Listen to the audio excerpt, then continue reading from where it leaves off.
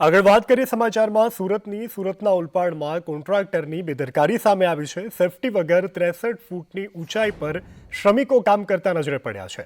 જાગૃત નાગરિકે વિડીયો ઉતારી અને વાયરલ કર્યો છે। તો જે રીતે શ્રમિકને આપ જોઈ રહ્યા છો 63 ફૂટની ઊંચાઈએ શ્રમિકો કામ કરી રહ્યા છે। ઓલપાડના સરસ રોડ ઉપર આ ટાંકીનું કામ ચાલી રહ્યું છે। પાણી પુરવઠા વિભાગ સમગ્ર મામલે અજાણ છે।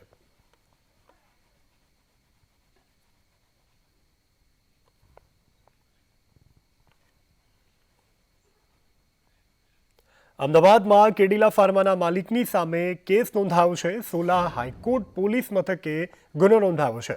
આઈપીસીની કલમ 376, 354, 506(2) મુજબ ફરિયાદ નોંધાઈ છે। માલિક રાજીવ મોદીની સામે વિદેશી યુવતીની ફરિયાદ હાઈકોર્ટના આદેશ બાદ સોલા પોલીસ મથકે ગુનો નોંધાયો છે। વર્ષ 2023ના ત્રીજા મહિનામાં બનેલી ઘટનાનો ફરિયાદમાં ઉલ્લેખ કરાયો છે। સોલા પોલીસે કેસની તપાસ શરૂ કરી છે।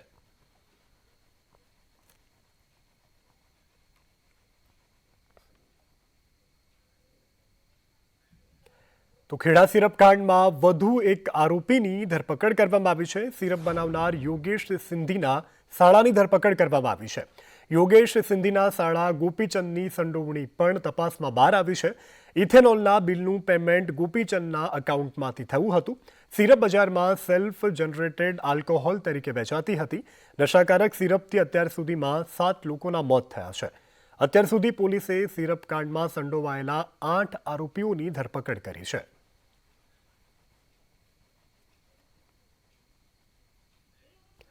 અત્ર તત્ર સર્વત્ર બધું જ નકલી હાલ રાજ્યમાં જોવા મળી રહ્યું છે। નકલી ઘી, નકલી દૂધ, નકલી કચેરી બાદ હવે ગીર સોમનાથ જિલ્લામાં નકલી શાળા સામે આવતા ચેકિંગ અર્થે આવેલા શિક્ષણ અધિકારીઓના માથાના વાળ ઊંચા થયા। ગીર સોમનાથના ગીરગઢડા તાલુકાના ઢોકળવામાં નદીના કાંઠે સ્વામિનારાયણ વિદ્યાલય નામની શાળા ચાલતી હતી। ગીરગઢડા તાલુકાના શિક્ષણ અધિકારી હરીશભાઈ વાઢેર અને તેમની ટીમ જ્યારે ચેકિંગ માટે પહોંચી ત્યારે તેમને બહારથી સ્વામિનારાયણ વિદ્યાલયનું બિલ્ડિંગ તો જોવા મળ્યું, પરંતુ અંદર જતા તેમના હોશ ઉડી ગયા। અંદર કોઈ શાળા નહીં પણ એક પોસ્ટ ઓફિસ કાર્યરત હતી અને બિલ્ડિંગના ઉપલા માળે મંડપ અને ડેકોરેશનનો સામાન જોવા મળ્યો। આ શાળામાં છેલ્લા 5 વર્ષથી કોઈ જ વિદ્યાર્થી નથી, છતાં આ શાળા સરકાર પાસેથી રાઇટ ટુ એજ્યુકેશન કાયદા હેઠળ પ્રવેશ દર્શાવી અને વિદ્યાર્થીઓની ફી વસૂલતી હતી।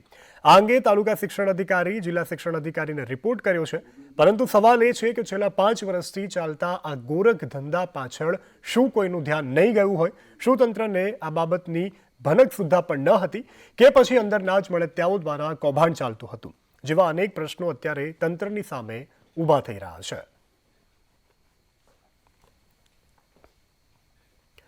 તો રાજકોટના જામકંડોરણામાં આંગણવાડીની ભરતી પ્રક્રિયા ઉપર કૌભાંડના આક્ષેપ લાગ્યા છે। આ મામલે હાલ સાજળિયાણી ગામના મહિલા અરજદારો દ્વારા મુખ્યમંત્રી, સ્થાનિક ધારાસભ્ય તેમજ નિયામકને લેખિત રજૂઆત કરવામાં આવી હતી। મહત્વનું છે કે બાળ વિકાસ અધિકારી દ્વારા મેરિટ લિસ્ટ બહાર પાડવામાં આવ્યું, જેમાં અમુક અરજદારોની અરજી અમુક કારણોસર રદ કરવામાં આવી। આધાર કાર્ડ અને ઓળખ કાર્ડના પુરાવા અને ડોક્યુમેન્ટ સુવ્યવસ્થિત ન હતા, તો હાલ તો અપલોડ કર્યા હોવાને કારણે તે લિસ્ટમાં નામ ન હોવાનું જાણવા મળ્યું છે। તો બીજી બાજુ તમામ ડોક્યુમેન્ટ સુવ્યવસ્થિત અને માર્ક્સ સાચા દર્શાવ્યા હોય છતાં પણ મેરિટ લિસ્ટમાં નામ ન હોવાનું અરજદારોએ જણાવ્યું છે। આ બધાની વચ્ચે જોવાનું એ રહ્યું છે કે નિયમ અનુસાર તપાસ કરી અને મહિલા અરજદારોને ન્યાય આપવામાં આવે છે કે નહીં।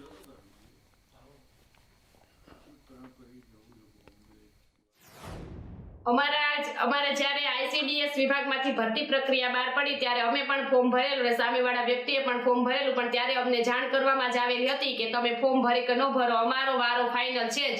પણ અમે લોકોએ સિરિયસ લીધું નહીં અને અમે એમ વિચાર્યું કે અમે પણ શિક્ષણની પદ્ધતિમાં ઊંચા છીએ, અનામત કેટેગરીમાં પણ છીએ, તો મારો અભ્યાસ 12 પાસ છે, છતાં મને ન્યાય ન મળ્યો અને મારું ફોર્મ રદ કરી નાખવામાં જ આવેલું છે કે તમે વ્યવસ્થિત માર્કિંગ નથી મૂકેલા, આમ નથી કરેલું, તેમ નથી કરેલું, તો અમને મેસેજ કેમ આવ્યો? પહેલી વસ્તુ તો એ કહેવામાં આવે છે સરકારશ્રીને કે અમારા સફળતાપૂર્વક નોંધણી થઈ છે એનો મેસેજ જ કેમ આવ્યો? અને પછી આ લોકો એવી રીતના અમને કાઢી નાખેલ છે। તો 31નો થનગનાટ અત્યારે યુવાઓમાં જોવા મળી રહ્યો છે, ત્યારે થનગનાટના મદમાં યુવાધન ગેરમાર્ગે ન દોરાય અને નશીલા તેમજ માદક પદાર્થો અને દારૂની રેલમછેલથી દૂર રહે તે માટે પોલીસ તંત્ર દ્વારા ગુજરાતની બોર્ડર તેમજ જિલ્લાઓની સરહદો પર સઘન ચેકિંગ કરવામાં આવી રહ્યું છે। બનાસકાંઠાના અમીરગઢ, છાપરી અને ગુંદરી બોર્ડર ઉપર માદક દ્રવ્યો અને હથિયારોને લઈ અને તમામ વાહનોનું ચેકિંગ હાથ ધરાયું. ત્યારે ડાંગ જિલ્લામાં પણ 31st લઈ ગુજરાત અને મહારાષ્ટ્રની સંયુક્ત પોલીસ દ્વારા ચેકિંગ અને નાકાબંધીની કવાયત હાથ ધરવામાં આવી છે. બીજી તરફ જામનગર જિલ્લામાં પ્રવેશતા તમામ રસ્તાઓ ઉપર પોલીસની 62 જેટલી ટુકડીઓ દ્વારા ચેકિંગ હાથ ધરાયું હતું.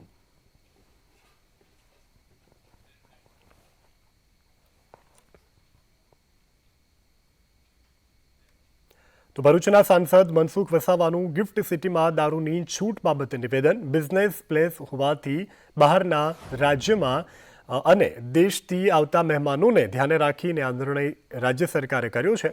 પણ કેવડિયા ટુરિસ્ટ પ્લેસ હોવાથી લોકોની દારૂની છૂટની માંગ છે.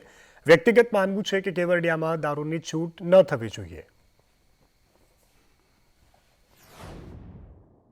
બિઝનેસના ક્ષેત્રે આપણે ગુજરાતને વિકાસના માર્ગે લઈ જવું છે તો બિઝનેસને પણ આપણે પ્રાધાન્ય આપવું પડે. તો આવા લોકોની સુવિધા માટે બહુ વર્ષોની આ માંગ હતી. તો એને ધ્યાનમાં રાખીને ગાંધીનગરમાં આ કેટલીક હોટલોમાં છૂટછાટ આપવાના છે. પણ જે પ્રકારે જે ટુરિસ્ટો આવે છે ગુજરાત સિવાય બહારના, એ લોકો આ જ અપેક્ષા રાખે છે, આ છૂટ અપાવો અમારા ગવર્મેન્ટ ચાલતું નથી. તો આના માટે સરકારનો વિષય છે. હું માનું ત્યાં સુધી કેવડિયામાં નહીં આપવું જોઈએ, હું વ્યક્તિગત માનું છું. અરવલ્લીના ધનસુરા ગામમાં એક શરમજનક ઘટના સામે આવી છે. ધનસુરામાં એક નાની ફૂલ જેવી દીકરીને એક નરાધમે દુષ્કર્મ કરી પીખી નાખી અને ત્યારબાદ તેને માર્યો હોવાની વિગતો સામે આવી છે. બાળકીના પિતાના મિત્રએ જ બાળકીની સાથે દુષ્કર્મ આચર્યું અને નરાધમે બાળકીને શરીર પર બચકા પણ ભર્યા. આ નરાધમની હેવાનિયતના કારણે બાળકીનું મોત થતાં તેના પરિવારજનોમાં ભારે રોષ છે અને આરોપીને કડકમાં કડક સજા આપવામાં આવે તેવી પરિવારજનો દ્વારા ઉગ્ર માંગ કરવામાં આવી રહી છે. દીકરી મરણ ગયેલ હતી અને આ જે દુષ્કર્મ આચરનાર જયંતિભાઈ અળખાભાઈ પરમાર કે જે એ જ ગામનો હોય તેને તાત્કાલિક ગામના માણસોએ પકડી લીધેલો અને એની પૂછપરછ કરતો એ આ દીકરી એને પોતે ઘરમાં લઈ જઈ અને એના ઉપર દુષ્કર્મ કરેલું છે અને દીકરીને ત્યાં મારી એનું મૃત્યુ નિપજાવી અને પછી એના ઘરની અંદર જ ખાટલાઓની આડસ નીચે એને સંતાડી દીધેલી હતી. આગળ વાત કરી અરવલ્લીના મેઘરજમાં પ્રેમી યુવકને તાલિબાની સજા. તો આ તરફ આણંદમાં સગીરાની સાથે છેડતી મામલે ફરિયાદ નોંધાઈ છે. ભાજપના કિસાન મોરચાના પ્રમુખ વિરુદ્ધ ફરિયાદ નોંધાઈ છે. વિક્રમ લુહાણા વિરુદ્ધ પોલીસ મથકમાં ફરિયાદ નોંધાઈ. પાણી પીવાના બહાને ઘરમાં પ્રવેશી અને યુવતીની છેડતી કરી. પોલીસે પોક્સો હેઠળ ગુનો નોંધી અને તપાસ હાથ ધરી છે.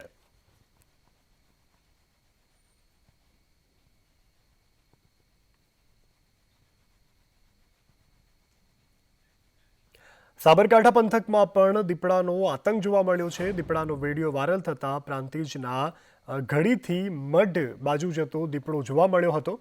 ખારી નદી પસાર થતાં આ દીપડો જે છે તે જોવા મળ્યો છે અને દીપડાનો જે વિડીયો છે તે કોઈએ પોતાના મોબાઈલ ફોનમાં કેદ કર્યો છે. દીપડાના ધામાથી સ્થાનિકોમાં હાલ ભયનો માહોલ ફેલાયેલો છે. દીપડાને પાંજરે પૂરવાની સ્થાનિકોએ માંગ કરી છે. સાબરકાંઠા પંથકમાં દીપડાનો આ વિડીયો વાયરલ થતાં સ્થાનિકોમાં અત્યારે ભયનો માહોલ જોવા મળ્યો છે.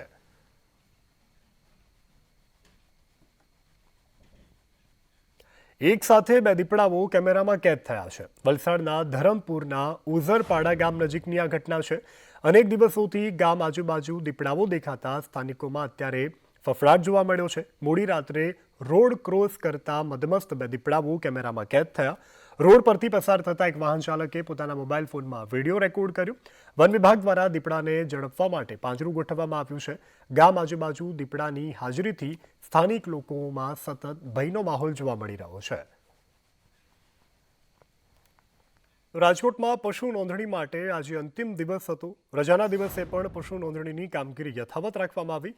આવતીકાલથી મનપા એક્શન મોડમાં આવશે અને નોંધણી વિનાના પશુઓ મુદ્દે મનપા દ્વારા કડક હાથે કાર્યવાહી કરવામાં આવશે. લાયસન્સ મેળવવા આજે પણ મનપા કચેરીમાં ધમધમાટ જોવા મળ્યો હતો. આવતીકાલથી નોંધણી ફી 5 ગણી વસૂલાશે. એક સપ્તાહમાં 5000 પશુઓની નોંધણી થઈ ચૂકી છે.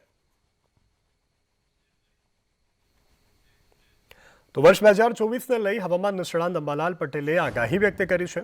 2024માં દેશ અને દુનિયામાં હવામાનમાં ભારે ફેરફાર થશે. દક્ષિણ અમેરિકા અને યુરોપના ભાગોમાં હવામાનમાં મોટો પલટો આવી શકે. વિશ્વના કેટલાક ભાગોમાં ભારે ચક્રવાત સર્જાશે. દેશ અને ગુજરાતમાં હવામાનને લઈ અને આગાહી કરાઈ છે. 2024ના વર્ષ અંગે જોઈએ તો આગામી 2 માસ અંગે જોઈએ તો હવામાન ક્ષેત્રે મોટા ફેરફાર થઈ રહ્યા છે. કારણ કે જાન્યુઆરી અને ફેબ્રુઆરી માસમાં પશ્ચિમ વિક્ષોભ આવશે અને આ પશ્ચિમ વિક્ષોભ કમોસમી વરસાદ લાવવાની શક્યતા રહેશે. હમણાં જોવા જઈએ તો અત્યારે હાલમાં 1 તારીખ 3 થી 4 જાન્યુઆરીમાં અરબ સાગરમાં બનેલું લો પ્રેશર એ ડીપ ડિપ્રેશનમાં ફેરવાઈને તારીખ 7 થી 10 આજુબાજુ ગુજરાતનું હવામાન પણ ભારે પ્રભાવિત થશે. વધુ કમોસમી વરસાદ થવાની કેટલાક ભાગોમાં શક્યતા રહેશે. તો આ તરફ ભાવનગરના પાલિતાણાના ખેડૂતોએ દિવસે વીજળી આપવાની માંગ કરી છે. ખેડૂતોએ રાત્રિ દરમિયાન વન્ય પ્રાણીઓના ભય હેઠળ ખેતર જવું પડતું હોય, જેને લઈ દિવસે વીજળી આપવા માટે ઉગ્ર માંગ કરી છે. તો પીજીવીસીએલ કચેરી ખાતે સરપંચો, આગેવાનો, ખેડૂતો દ્વારા આવેદનપત્ર આપી રજૂઆત કરવામાં આવી. સરકાર દ્વારા કિસાન સૂર્યોદય યોજનાનો પ્રારંભ વર્ષો પહેલા કરાવવામાં આવ્યો હતો, પરંતુ તેની અમલવારી ન થતાં ખેડૂતોને ભારે હાલાકી પડી રહી છે. જો આગામી દિવસોમાં માંગ સ્વીકારવામાં નહીં આવે તો ઉગ્ર આંદોલનની ચીમકી ખેડૂતોએ ઉચ્ચારી છે.